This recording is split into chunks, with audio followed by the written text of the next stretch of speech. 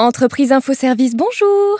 Oui, bonjour. Avec les collègues du collectif Ours Polaire en colère, on est super inquiet du réchauffement climatique. Et on voulait se mettre en grève. C'est possible, non? Pas exactement. Je vous explique.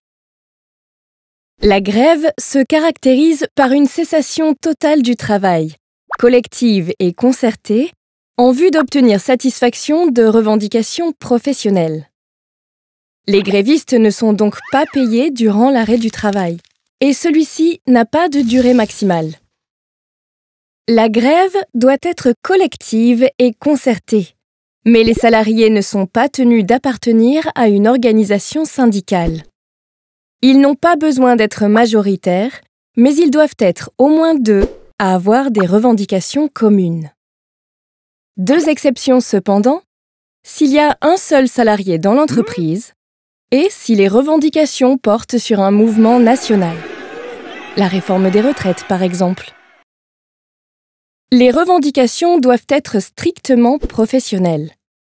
Par exemple, une demande d'amélioration des conditions de travail. Et doivent être portées à la connaissance de l'employeur. Les employeurs ne peuvent pas faire certaines choses durant la grève.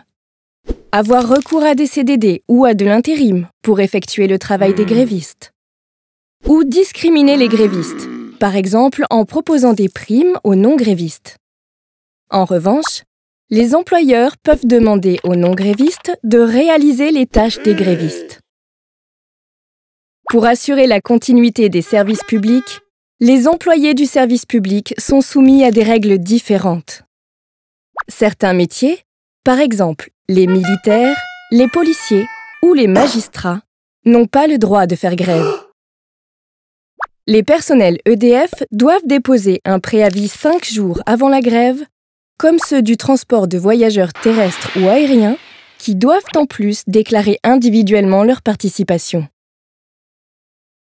En fonction du contexte, le droit de grève peut être plus ou moins utilisé par les salariés. Par exemple, ils peuvent y renoncer par crainte de sanctions ou par peur d'aggraver la situation économique fragile de leur entreprise. Par ailleurs, les employés du service public ont tendance à se mobiliser davantage que les salariés du privé. En effet, les employés du service public font souvent leur carrière dans la même structure, notamment car ils peuvent avoir des difficultés à retrouver le même type de poste ailleurs. Tandis que les salariés du privé peuvent préférer changer d'entreprise pour obtenir de meilleures conditions de travail.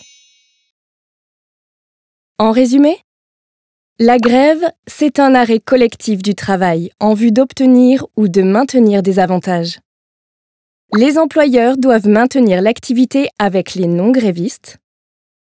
Les agents des services publics sont soumis à des règles plus restrictives. En fonction du contexte, le droit de grève est plus ou moins utilisé. Bon, alors on fait pas grève. On fait juste une manif pour montrer qu'on n'est pas d'accord. Une grande manif, avec des slogans qui claquent. Tenez par exemple, vous pensez quoi de « Les calottes sont cuites » ou « Quand c'est fondu »